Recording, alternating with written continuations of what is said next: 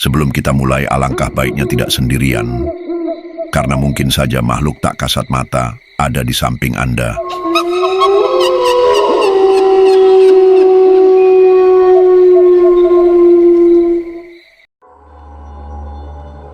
Kali ini saya akan membawakan kisah dari penonton setia saya. Kita samarkan namanya Mawar. Kenapa demikian? Karena pesan beliau tidak mau dipublik. Beberapa tahun lalu, aku pernah mengalami sakit yang cukup parah. Kata dokter, aku terkena pedemam berdarah. Tubuhku lemas, demamku naik turun, dan aku terpaksa dirawat di rumah sakit. Sebenarnya aku tidak terlalu suka rumah sakit. Entah kenapa, sejak kecil aku selalu merasa ada hawa aneh di setiap rumah sakit. Dingin, kaku, dan sepi, meskipun banyak orang di dalamnya. Tapi saat itu, aku tidak punya pilihan lain. Hari itu sore menjelang malam ketika aku dipindahkan ke ruang perawatan. Perawat yang membawaku berkata, "Mbak Mawar dapat kamar nomor 207. Ya, kelas 2, satu kamar berdua." Aku hanya mengangguk lemah. Kepalaku masih pusing, tubuhku terasa seperti ditindih sesuatu yang berat. Aku hanya ingin cepat-cepat rebahan di tempat tidur. Begitu masuk, aku langsung merasakan hawa dingin menusuk tulang. AC kamar memang menyala, tapi dinginnya terasa berbeda. Ada semacam hawa sunyi yang membuatku merinding. Kamar itu terdiri dari 2 ranjang pasien, dipisahkan oleh tirai hijau pucat. Ranjang pertama kosong, sedangkan ranjang di dekat jendela dipersiapkan untukku. "Sepertinya malam ini Mbak sendiri dulu ya. Pasien sebelah masih belum ada yang masuk," kata perawat sambil tersenyum. Aku tersenyum tipis lalu berbaring. Ibu menemaniku malam itu duduk di kursi kecil di samping ranjangku.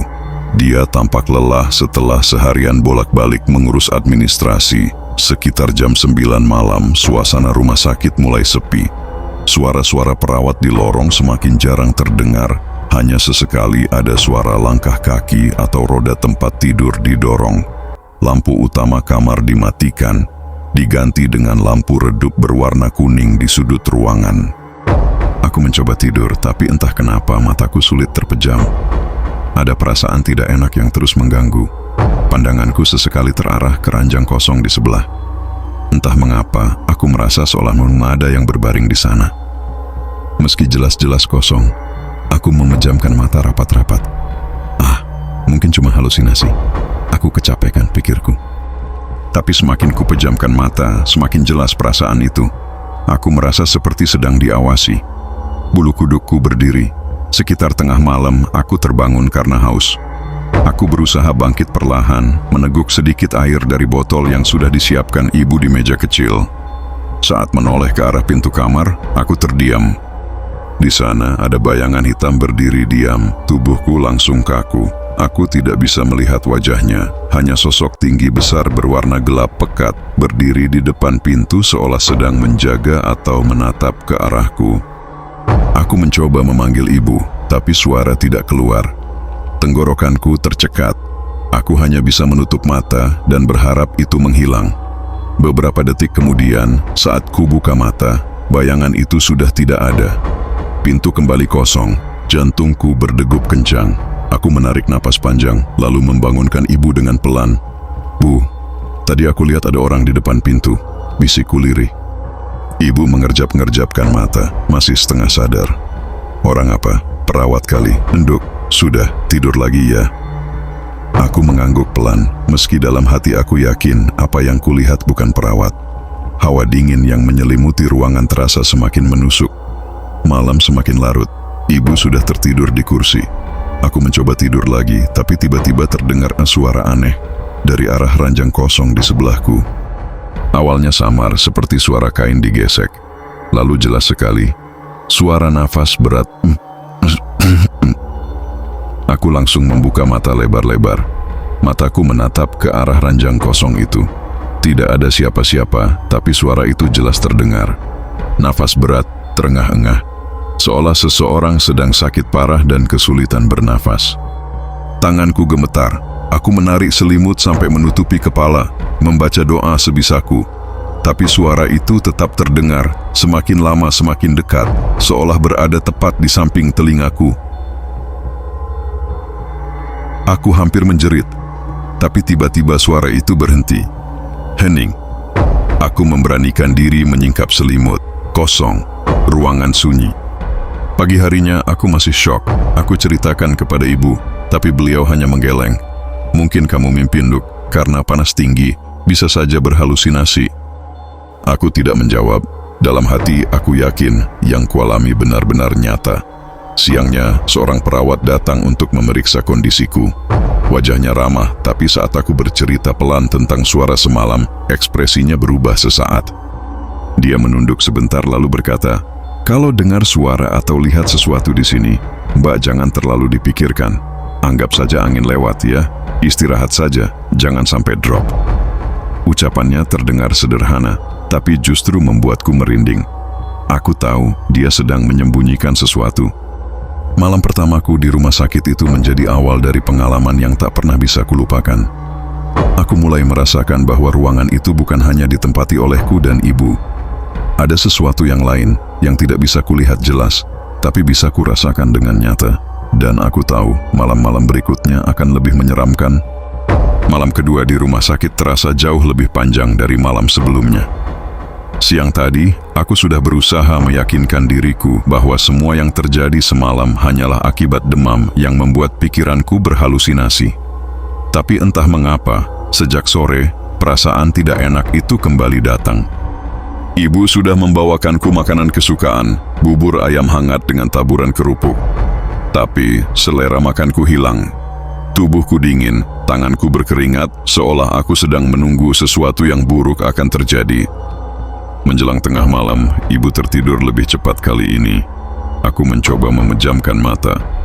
Ruangan kembali redup, hanya cahaya kuning pucat dari lampu sudut yang menemani. Awalnya tenang, tapi sekitar pukul 2 dini hari, suara itu kembali terdengar.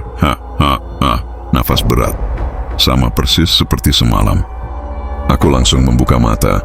Suara itu berasal dari ranjang kosong di sebelahku. Jantungku berdetak semakin kencang. Dengan tangan gemetar, aku menarik tirai hijau pemisah yang separuh terbuka. Tirai itu bergerak pelan, bergesekan dengan suara srek, srek, yang membuat bulu kuduku berdiri. Tapi suaranya masih ada. Nafas berat, pelan, teratur, seperti orang yang sedang berbaring menatap langit-langit. Aku menahan napas, memaksakan diri untuk tetap diam. Tapi justru saat aku mencoba mengabaikan, suara itu berubah. Kali ini bukan hanya nafas. Aku mendengar bisikan, tolong. Suaranya serak, lirih, seakan keluar dari tenggorokan yang penuh dahak. Aku refleks menutup mulutku dengan tangan agar tidak berteriak. Bulir keringat dingin mengalir di pelipisku. Tolong aku. Bisikan itu semakin jelas. Aku menutup mata rapat-rapat, menggenggam selimut, membaca doa seadanya. Lalu tiba-tiba, tirai hijau itu bergerak sendiri. Seolah ada seseorang di baliknya yang menarik perlahan. Aku ingin menjerit, tapi suaraku terkunci. Bel pintu kamar tiba-tiba berbunyi kecil, lalu pintu terbuka. Seorang perawat masuk mendorong troli berisi obat. Aku langsung menoleh dengan cepat, dan suara itu lenyap begitu saja. Tirai pun berhenti bergerak. Perawat itu menatapku heran. "Mbak Mawar, kok pucat sekali? Demamnya naik lagi ya?" Aku menelan ludah. "Mbak, tadi ada suara. Dari tempat tidur sebelah." Perawat itu diam sejenak. Tatapannya berubah, seolah ia ingin berkata sesuatu tapi menahan diri. Akhirnya dia hanya menghela napas. "Jangan dipikirkan, ya. Kadang pasien suka merasa begitu. Istirahat saja, Mbak." Dia menaruh obat di meja, lalu keluar. Aku menatap pintu yang tertutup kembali.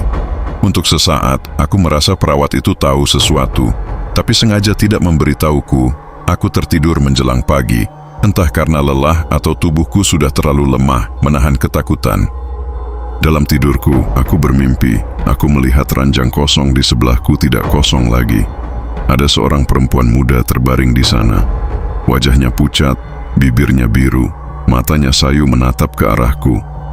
Dia mengenakan baju pasien rumah sakit, persis seperti yang kupakai. Rambutnya panjang tergerai menutupi sebagian wajah. Dia mencoba berbicara, tapi dari mulutnya keluar darah segar. "Tolong, Jangan biarkan aku sendirian. Aku terbangun dengan tubuh basah kuyup oleh keringat. Jantungku hampir meloncat dari dada. Kulirik ranjang kosong itu. Masih kosong. Tapi mimpi itu terasa terlalu nyata, seperti bukan sekadar bunga tidur. Siangnya, saat ibu pergi sebentar membeli makanan di kantin, seorang petugas cleaning service masuk untuk mengepel lantai. Perempuan itu sudah agak berumur, wajahnya ramah. Aku mencoba mengobrol untuk mengusir rasa takut. "Bu, kamar ini memang sepi sekali, ya?" Tanyaku. Dia tersenyum tipis. "Iya, Mbak. Banyak pasien yang tidak betah lama di kamar ini." Aku menelan ludah. "Kenapa begitu?" Petugas itu menoleh ke arah pintu, lalu menunduk. Suaranya dipelankan. Katanya, beberapa waktu lalu ada pasien perempuan muda meninggal di tempat tidur itu. Dia sakit parah, keluarga jarang menjenguk. Malam-malam terakhirnya, dia sendirian. Sejak itu, banyak yang bilang masih suka mendengar suara nafas atau tangisan dari ranjang itu. Tubuhku merinding seketika. Cerita itu persis dengan apa yang kudengar semalam. Sebelum aku bisa bertanya lebih jauh, ibu sudah kembali masuk membawa kantong makanan. Cleaning service itu cepat-cepat mengakhiri pekerjaannya, memberi salam, lalu keluar. Aku hanya bisa terdiam, jantungku berdegup keras. Jadi, bukan halusinasi. Malam kembali datang. Aku semakin takut. Ibu menemaniku, tapi rasa kantuk membuat beliau cepat terlelap. Aku menatap langit-langit kamar, mencoba tidak melihat ke arah ranjang kosong. Tapi semakin aku berusaha mengabaikan, semakin terasa ada kehadiran Mbak di sana. Telingaku menangkap suara lirih. Bukan lagi nafas berat, bukan bisikan serak. Kali ini jelas terdengar suara tangisan pelan, isak tangis seorang perempuan.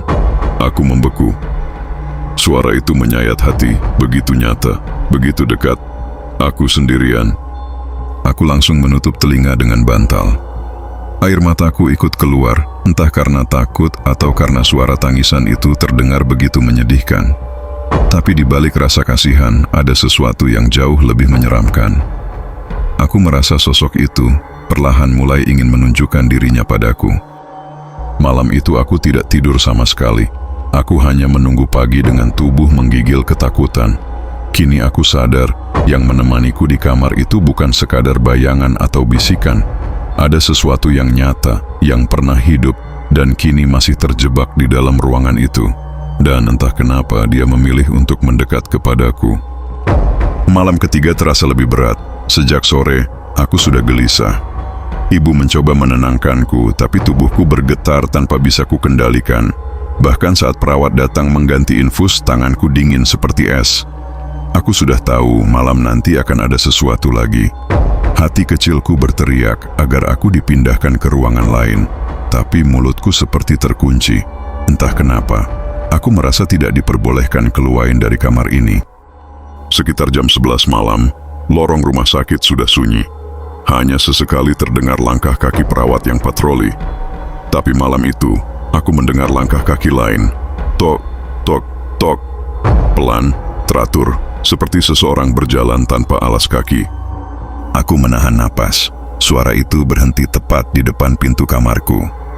Aku menatap pintu dengan mata lebar, menunggu apa yang akan terjadi, tapi tidak ada yang masuk. Tidak ada yang membuka pintu, hanya hening. Ketika aku hampir meyakinkan diri kalau itu hanya khayalan, tiba-tiba terdengar suara terseretan kain shirt dari dalam kamar, dari arah ranjang kosong. Aku memberanikan diri melirik, dan di sana, aku melihatnya. Ada seseorang berbaring di ranjang itu. Aku bisa melihat tubuhnya samar-samar di balik tirai hijau. Rambut panjang terurai, menutupi sebagian wajah. Bajunya putih pucat, seperti seragam pasien rumah sakit. Tubuhku langsung kaku. Nafasku tercekat. Aku ingin membangunkan ibu, tapi lidahku keluh. Jantungku berdetak terlalu keras hingga telingaku berdenging. Sosok itu bergerak pelan, menoleh ke arahku. Meski wajahnya tertutup rambut, aku bisa merasakan tatapannya menusuk. Aku dingin. Suaranya serak, lirih, seperti keluar dari tenggorokan yang penuh darah. Aku langsung menutup mata dan menarik selimut hingga ke atas kepala.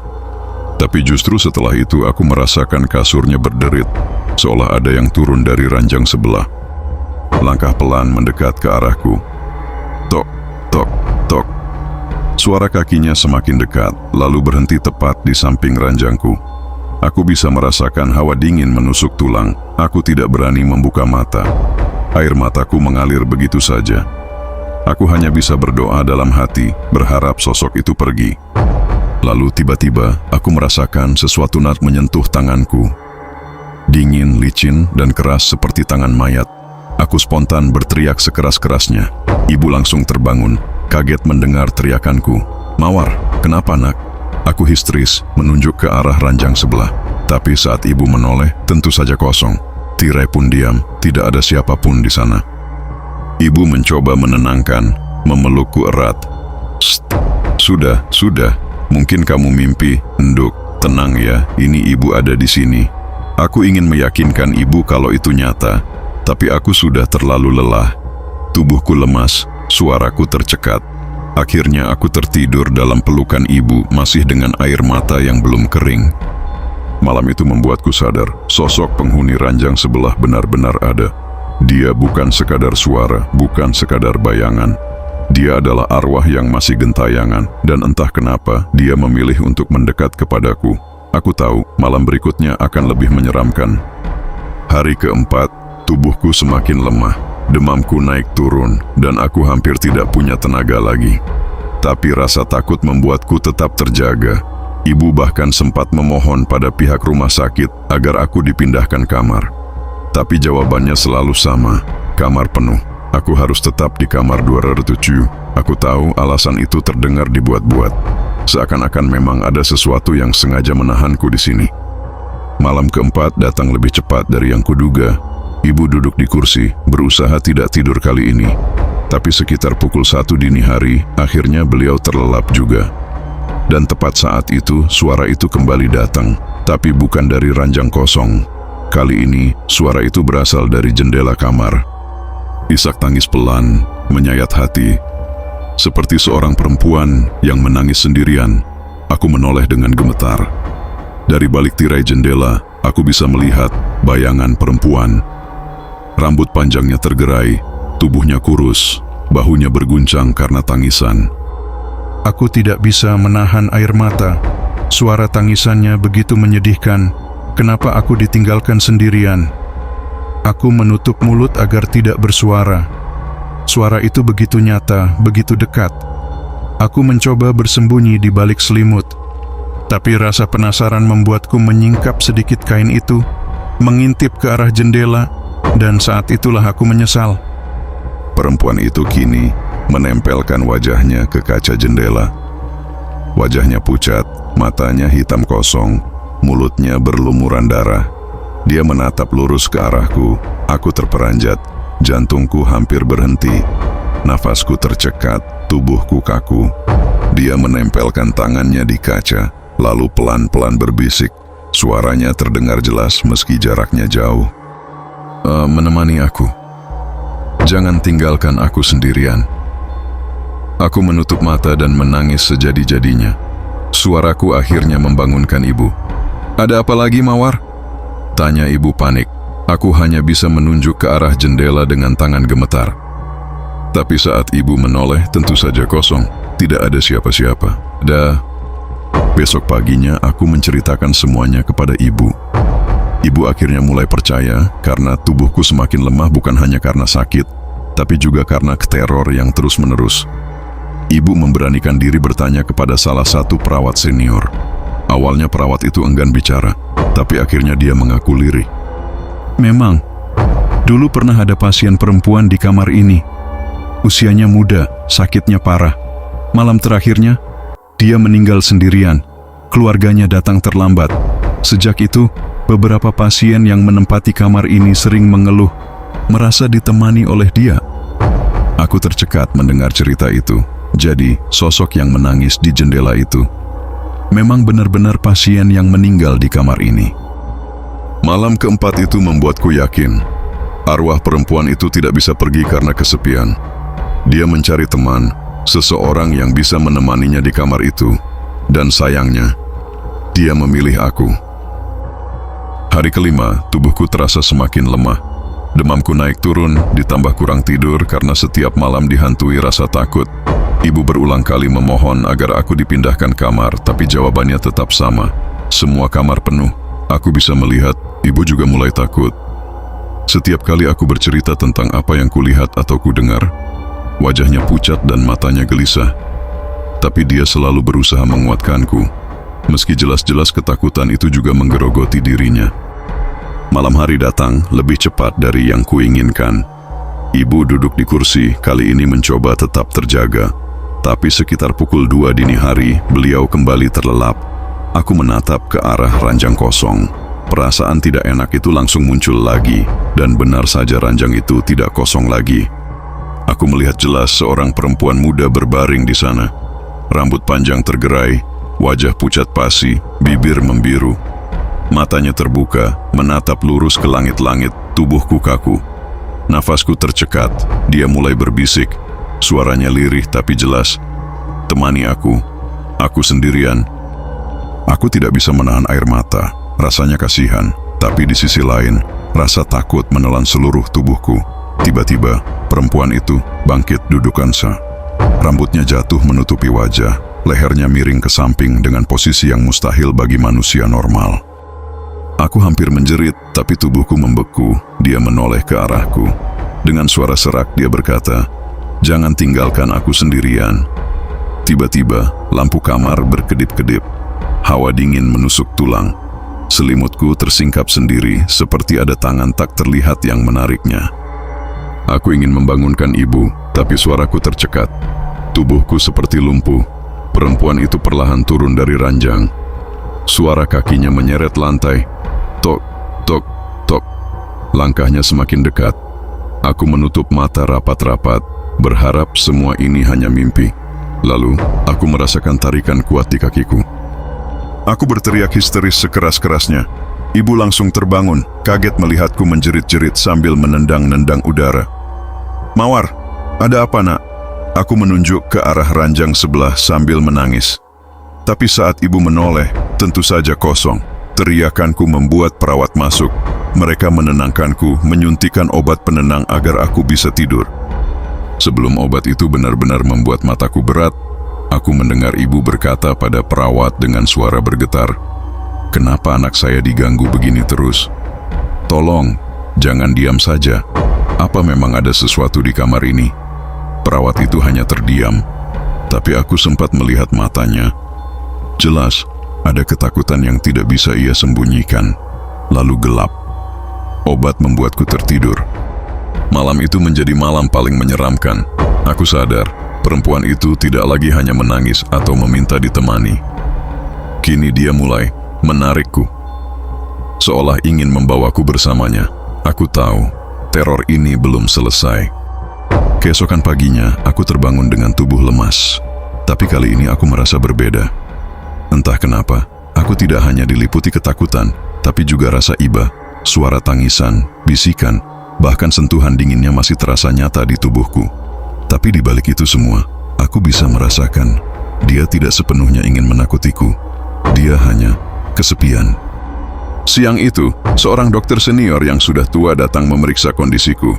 Setelah selesai, dia duduk sebentar, menatapku lama. "Aku tahu kau terganggu, Mawar," katanya pelan. Aku dan ibu terkejut. "Maksud dokter?" tanya ibu. Dokter itu menghela napas panjang. "Beberapa pasien memang tidak betah di kamar ini. Ada seorang pasien perempuan, masih muda, meninggal di ranjang sebelahmu. Malam terakhirnya, dia sendirian. Keluarganya terlambat datang. Sejak itu arwahnya tidak tenang. Dia sering muncul pada pasien baru yang dirawat di sini." Aku tercekat. Kenapa tidak dipindahkan saja tempat tidurnya? Dokter itu menatapku dalam. Kalau sesuatu sudah melekat di satu tempat, memindahkan ranjang pun tidak akan mengubah apa-apa. Yang dia cari bukan ranjang, tapi teman. Setelah dokter pergi, aku termenung lama. Kata-katanya terngiang-ngiang. Malam itu aku ketakutan, tapi siang ini justru aku merasa iba. Dan perasaan itu semakin nyata ketika tiba-tiba aku mendengar bisikan pelan di telingaku. Padahal ruangan terang, ibu sedang keluar sebentar membeli makanan. Nah, aku tidak ingin sendirian. Suara itu begitu dekat, seperti tepat di samping telingaku. Aku langsung menoleh, tapi tidak ada siapapun. Tubuhku merinding. Tapi anehnya, aku tidak lagi menjerit. Aku hanya menunduk, meneteskan air mata. "Apa yang kamu mau dariku?" Bisikku pelan. Tidak ada jawaban. Hanya hawa dingin yang semakin menusuk tulang. Malam itu, aku sudah siap dengan doa dan keberanian seadanya. Aku tahu perempuan itu akan datang lagi, dan benar saja. Tengah malam, aku kembali melihatnya. Duduk di ranjang sebelah, menunduk, menangis. Tapi kali ini aku tidak bersembunyi. Aku memberanikan diri berkata pelan, "Aku tahu kamu ada di sini. Aku tahu kamu kesepian, tapi aku masih hidup. Aku masih punya ibu, punya keluarga. Aku tidak bisa ikut denganmu." Tangisannya berhenti. Dia mendongak. Wajahnya pucat, matanya kosong, tapi bibirnya bergerak. "Tolong, sampaikan pada mereka. Aku tidak mau ditinggalkan sendirian." Aku tercekat. "Jadi, itu permintaannya?" Sebelum aku bisa bicara lagi, tubuhku mendadak berat dan aku pingsan. Keesokan harinya aku menceritakan semuanya kepada ibu. Ibu menatapku lama, lalu mengangguk pelan. "Kalau begitu, mungkin kita harus mencari tahu siapa sebenarnya perempuan itu." Aku sadar, malam-malam berikutnya bukan hanya tentang rasa takut, tapi juga tentang menemukan kebenaran di balik arwah yang gentayangan itu. Sejak mendengar permintaan arwah itu, hatiku tidak lagi sama. Rasa takut memang masih ada, tapi jauh di dalam, aku mulai merasa dia tidak sepenuhnya jahat. Dia hanya ingin sesuatu yang tak tersampaikan sebelum ajal menjemput. Aku menceritakan semuanya kepada ibu. Awalnya beliau menolak, bahkan menegurku karena dianggap terlalu jauh memikirkan hal-hal gaib. Tapi aku tetap memohon, "Bu, tolong. Kalau aku tidak membantu dia, aku takut dia akan terus datang, terus menarikku. Aku nggak mau mati muda, Bu." Akhirnya, ibu luluh. Dengan perasaan berat, beliau bertanya diam-diam pada salah satu perawat senior yang dikenal ramah. Perawat itu, setelah memastikan ruangan sepi, berbisik lirih. "Memang ada pasien dulu, namanya Sari. Dia masih muda, baru menikah beberapa bulan. Suaminya jarang datang menjenguk, katanya sibuk kerja di luar kota. Malam terakhir dia sakit keras, sendirian di ranjang itu. Waktu perawat masuk dia sudah tidak bernyawa. Katanya sebelum meninggal dia terus menggumam, 'Jangan tinggalkan aku sendiri.'" Aku tercekat. Jadi benar, dia meninggal sendirian. Dan arwahnya masih terikat pada momen itu. Hari ke-6 berlalu, masuk hari ke-7. Entah kenapa, aku merasa malam ini akan menjadi penentuan. Ibu bersiap dengan bacaan doa, membawa air yang sudah ia minta doa dari ustaz rumah sakit. Aku berbaring, tubuhku masih lemah, tapi pikiranku penuh tekad. Pukul 2 dini hari, hawa kamar tiba-tiba berubah. Dingin, lampu berkedip, jam dinding berhenti berdetak, dan aku tahu dia datang lagi. Perempuan itu muncul di ranjang sebelah. Kali ini lebih jelas, lebih nyata. Wajahnya pucat, matanya sembab penuh air mata. Aku menatapnya dengan berani. "Sari, aku tahu namamu. Aku tahu kamu sendirian waktu itu. Tapi sekarang aku di sini. Aku dengar permintaanmu." Dia menatapku. Rambut panjangnya sedikit bergeser, menyingkap wajah yang ternyata masih menyimpan sisa kecantikan. Bibirnya bergetar. "Jangan tinggalkan aku." Aku menggeleng, menahan air mata. "Aku tidak bisa ikut kamu, tapi aku bisa menyampaikan pada keluargamu. Kamu tidak sendirian, Sari. Kami mendengar tangisanmu." Tubuhnya mulai bergetar. Cahaya samar muncul di sekelilingnya. Tangisnya berubah lirih, lebih pelan, lebih manusiawi. Ibu yang sedari tadi membaca doa, ikut berkata lembut, "Kalau benar kamu, Sari, pergilah dengan tenang. Jangan lagi menahan anak saya. Biarkan dia hidup. Insya Allah doa kami sampai padamu." Tiba-tiba ruangan bergetar. Selimutku kembali tersingkap. Udara semakin dingin menusuk. Ranjang sebelah berderit keras, seperti ada sesuatu yang menindihnya. Aku memejamkan mata, membaca doa sebisaku. "Ya Allah, lindungi aku." Saat ku buka mata, wajah Sari sudah tepat di depanku. Hanya beberapa sentimeter dari wajahku. Matanya kosong, tapi penuh air mata. "Tolong bilang pada dia, Aku tidak pernah marah. Aku hanya takut sendirian. Setelah berkata begitu, tubuhnya mulai kabur. Perlahan hilang seperti kabut yang tersapu angin. Seketika, hawa dingin itu menghilang. Lampu berhenti berkedip. Jam dinding berdetak kembali. Aku dan ibu saling berpandangan, terengah-engah. Aku menggenggam tangan ibu erat sekali, takut kalau itu semua hanya mimpi. Tapi tidak. Ranjang sebelah masih berderit pelan, seolah baru saja ada yang duduk di sana, tapi aku tahu dia sudah pergi. Beberapa hari kemudian, aku sudah mulai membaik. Sebelum pulang, aku bertanya pada perawat itu lagi tentang keluarga Sari. Perawat hanya menggeleng. Setelah Sari meninggal, suaminya sempat datang sekali. Wajahnya penuh penyesalan. Setelah itu, kami tidak pernah melihatnya lagi. Katanya pindah keluar kota. Aku terdiam. Ada perasaan sesak, tapi juga lega. Aku mungkin tidak bisa langsung menyampaikan pesan Sari pada suaminya. Tapi aku percaya, lewat doa dan bisikan batin, pesannya sudah sampai. Hari itu, aku keluar dari rumah sakit dengan langkah gontai, tapi hati lebih tenang. Ibu menggandengku erat. Kami berjanji tidak akan pernah melupakan pengalaman itu. Aku tahu, cerita ini akan tetap melekat di kepalaku seumur hidup. Tentang seorang arwah yang tidak ingin menakut-nakuti, tapi hanya ingin ditemani. Tentang betapa menakutkannya kesepian, bahkan setelah kematian. Malam-malam berikutnya di rumah, aku masih sering terbangun tiba-tiba, seolah ada yang memanggil. Tapi kali ini tidak ada wajah pucat atau sentuhan dingin, hanya suara samar, seperti bisikan angin. Terima kasih. Aku tersenyum tipis, meneteskan air mata. Pergilah dengan tenang, Sari. Kamu tidak sendirian lagi. Dan sejak malam itu, ranjang kosong di rumah sakit itu tak pernah lagi memperlihatkan sosok menyeramkan kepadaku. Cerita ini selesai, tapi bayangannya akan selalu hidup di dalam hatiku. Sekian dulu cerita kali ini, saksikan cerita selanjutnya. Jika kalian punya cerita misteri dan ingin diceritakan, silakan komen di bawah. Terima kasih atas waktunya, salam horor Indonesia.